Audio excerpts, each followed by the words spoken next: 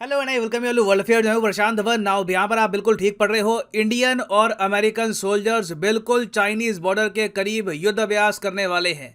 ये होगा अक्टूबर महीने में पहली बार उत्तराखंड की एक ऐसी लोकेशन पर इंडिया और यूएस के सोल्जर्स युद्ध अभ्यास करेंगे जो बिल्कुल लाइन ऑफ एक्चुअल कंट्रोल के 100 किलोमीटर से भी कम डिस्टेंस पे आपको मिलेगी।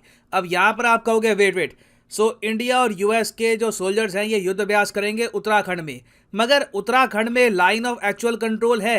हमें तो लगा था कि line of actual control Arunachal Pradesh में है, उसके अलावा लद्दाख में है।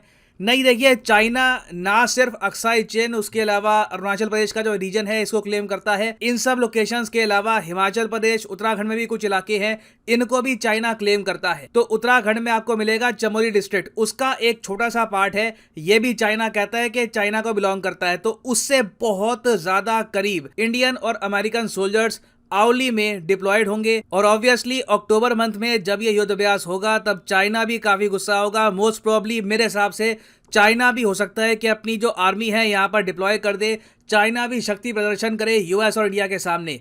तो डिस्कस करेंगे यहाँ पर कि ये युद्ध अभ्यास होगा कहाँ पर एग्जैक्टली, इसकी इंपॉर्टेंस क्या है और क्यों चाइना पे लगातार प्रेशर बढ़ता जा रहा है। नैन्सी पेलोसी की विजिट के बाद चाइना हालांकि काफी कुछ प्रतिक्रिया कर रहा है। लगातार चाइना की आर्मी ताइवान को घेर कर युद्ध अभ्यास कर रही है। अभी रिसेंटली जो ताइवान की डिफेंस मिनिस्ट्री है इस पर एक साइबर अटैक भी हुआ है, मगर इस सब के बियॉन्ड अभी चाइना कुछ कर नहीं रहा। China is really feeling the pressure right now. तो डिस्कस करते हैं इस टॉपिक को इन डेप्थ, मगर आगे बढ़ने से पहले आपसे एक क्वेश्चन पूछूंगा। क्वेश्चन यहाँ पर यह है कि इसरो ने रिसेंटली कितना फॉरेन करेंसी कमाई थी सैटेलाइट्स को लॉन्च करके, बाहर के देशों के सैटेलाइट्स को लॉन्च करके इसरो ने टोटल कितनी विदेशी मुद्रा कमाई है देश के लिए। ये है यहाँ पे आपकी ऑप्शन। बाय द वे सरकार ने इसका डेटा रिसेंटली किया था पब्लिक, तो ये है आपके सामने ऑप्शंस। $1 बिलियन, $279 मिलियन, $10 मिलियन या फिर $654 मिलियन। कमेंट सेक्शन में करिए उत्तर, सही आंसर मैं आपको दूंगा वीडियो के अंत में। नाउ अगर हम बात करें मिलिट्री एक्सरसाइजेस के बारे में, तो इंडिया हिस्टोरिकली इतने युद्ध अभ्यास करता नहीं था। एक्चुअली आप अगर 2002 से पहले देखो तो इंडिया ने बहुत ही लिमिटेड कंट्रीज के साथ कभी युद्ध अभ्यास किया होगा। 2002 के बाद हमने देखा है कि इंडिया की पॉलिसी में एक मेजर शिफ्ट आया है और लगातार आज के समय इंडिया बहुत से देशों के साथ रेगुलर बेसिस पर मिलिट्री एक्सरसाइजेस करता है। नाउ युद्ध अभ्यास की अगर हम बात करें, जी हाँ, इंडिया और यूएस की जो मिलिट्री एक्सरसाइज है इसका नाम ही है युद्ध अभ्यास। इसकी शुरुआत हुई थी 2002 में। इनिशियली हर 2 साल में ये युद्ध अभ्यास होता था, कभी इंडिया में कभी यूएस में, मगर पिछले कुछ सालों में हमने देखा है कि अब ये युद्ध अभ्यास रेगुलर बेसिस पर हो रहा है। और सबसे इंटरेस्टिंग बात यह है कि जब से गलवान वैली क्लैश हुई, गलवान वैली इंसिडेंट कब हुआ था? 2020। जी हाँ, 2 साल हो चुके हैं गलवान वैली इंसिडेंट को, है ऑलमोस्ट 2 साल हो ही गए हैं। तो जब से गलवान वैली इंसिडेंट हुआ है हमने देखा है कि इंडिया और यूएस के सोल्जर्स जब भी युद्ध अभ्यास करते हैं तब प्रायोरिटी दी जाती है ऐसी लोकेशंस पर जहां पे तापमान बहुत जरा कम हो और एल्टीट्यूड ओवरऑल लोकेशन का काफी हाई हो। ये मैं कहूंगा क्लियर मैसेज है चाइना को। यहाँ पर आप देख पाओगे युद्ध अभ्यास 2021 की आपके सामने इमेजेस है। इंडियन सोल्जर्स गए थे यूएसए में, यूएसए की स्टेट अलास्का में। यहां पर इस तरीके से इंडियन सोल्जर्स ने युद्ध अभ्यास किया अमेरिकन सोल्जर्स के साथ। ये आपके सामने फोटोज है फ्रॉम द मिलिट्री एक्सरसाइज। अब अलास्का में आपको पता होगा बहुत ठंड पड़ती है, जितनी ठंड ऑलमोस्ट रशिया के साइबेरिया रीजन में पड़ती है उतनी ठंड आपको मिलेगी अलास्का में। अब अलास्का के बाद सीधा जो अगली लोकेशन होगी 2022 के युद्ध अभ्यास की, ये होगी उत्तराखंड। और उत्तराखंड में भी जो चमोली डिस्ट्रिक्ट है वहां पर इंडिया और यूएस मिलकर युद्ध अभ्यास करेंगे। अब आपको याद होगा 2021 में, उससे पहले 2017 में भी काफी बार न्यूज आ चुकी है कि चाइना के सोल्जर्स काफी बार लाइन ऑफ एक्चुअल कंट्रोल के पास आते हैं। यहाँ पर कोई ब्रिज होगा उसको तोड़ के चले जाएंगे, या फिर कभी कभी जो इंडियन साइड है वहां पर एंटर करने की कोशिश करेंगे। तो चाइना ने काफी बार इंडिया को इस इलाके में चुनौती दी है। तो ऐसे टाइम में जब चाइना ऑलरेडी ताइवान की साइड से प्रेशर फेस कर रहा है, यहां पर यूएस सोल्जर्स का होना एक बहुत ही ज्यादा कड़ा मैसेज सेंड करेगा चाइना को। और भारत और यूएसए के सोल्जर जो युद्ध अभ्यास करेंगे उत्तराखंड में,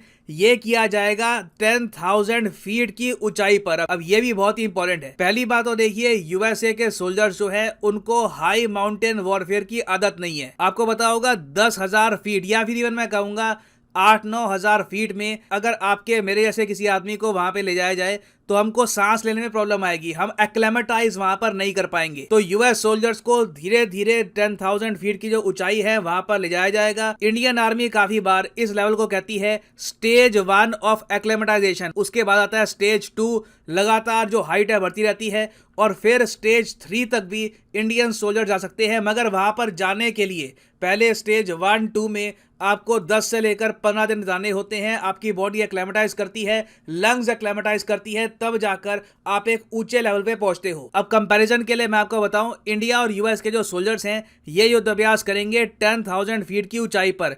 जो गलवान वैली क्लैश हुई थी चाइना के साथ, वो किस ऊंचाई पे हुई थी? वो हुई थी 14,000 फीट की ऊंचाई पर। तो जहां पर गलवान वैली क्लैश हुई थी वहां पर यूएस सोल्जर्स को आप अगर डायरेक्टली डिप्लॉय कर दोगे तो ये बीमार भी पड़ जाएंगे।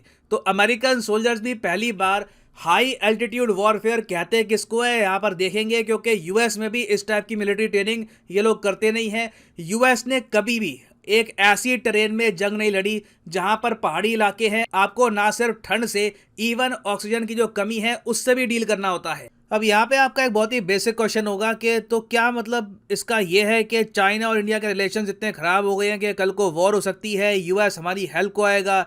चाइना के साथ जेन्युइनली ऐसा क्या होने वाला है कि Japan, India, US militarily China को ऑलमोस्ट घेरी लेंगे? देखिए, आपको एक बात बताता हूं, इंडिया के सामने आने वाले कुछ सालों में रहेंगे बहुत सारे ऑप्शंस। अभी रिसेंटली कुछ दिन पहले मैंने देखा था कि रशिया में एक मेंबर ऑफ पार्लियामेंट है इनके, इन्होंने ये कह दिया कि इंडिया, चाइना और रशिया मिलकर ना नेटो जैसा एक मिलिट्री अलायंस इनको बनानी चाहिए। और रशियन पार्लियामेंट में आज के समय जेन्युइनली इस बात पर विचार किया जा रहा है कि क्यों ना रशिया, इंडिया, चाइना एक यूरोपियन यूनियन, नेटो का ऑल्टरनेट बना दे। अब यहाँ पे जो प्रपोजल है रशिया में, उसमें ये कह रहे हैं कि ये यूनिट टाइप का मिलिट्री पैक्ट होगा जहां पर हम इकोनॉमिक्स को भी ऐड कर देंगे। जो इकोनॉमी है तीनों कंट्रीज की, उनकी भी इंटीग्रेशन यहां पर करी जाएगी। तो इंडिया ने ना कभी इस आइडिया को हाँ कहा है, ना हम यूएसए के साथ कंप्लीटली अलाइंड हो गए हैं। इंडिया अभी भी आप कह लीजिए जो नॉन अलाइंड अपनी पोजीशन है इसको मेंटेन कर रहा है। इंडिया यूएस पर डिपेंड नहीं करता कि यूएस आकर हमको चाइना से बचाएगा। We are more than capable of defending ourselves. अगर चाइना अटैक करता है इंडिया को, तब ना चाइना बचेगा ना इंडिया बचेगा। It will be the destruction of Asia. तो जो ये युद्ध अभ्यास होगा इन द फ्यूचर, जो रेटोरिक चाइना की तरफ से आएगा, इससे ये अज्यूम मत कर लेना कि कोई कॉन्फ्लिक्ट होने वाली है, वॉर होने वाली है। इंडिया बहुत ही इंटेलिजेंटली चाइना को ये मैसेज सेंड कर रहा है कि आप अगर हमको धमकी देते हो 2 फ्रंट वॉर की, तो 2 फ्रंट वॉर आपके अगेंस्ट भी हो सकती है, एक ताइवान जापान की साइड, एक इंडिया की साइड। ना वापस आते हैं अपने क्वेश्चन की तरफ कि how much foreign exchange did ISRO earn through satellite launch. Satellites, विदेशी सैटेलाइट्स लॉन्च करके इसरो ने कितनी कमाई करी? तो सही उत्तर यहाँ पे है option B, 279 million US dollars. एक मैं कहूँगा काफ़ी बड़ा अमाउंट है।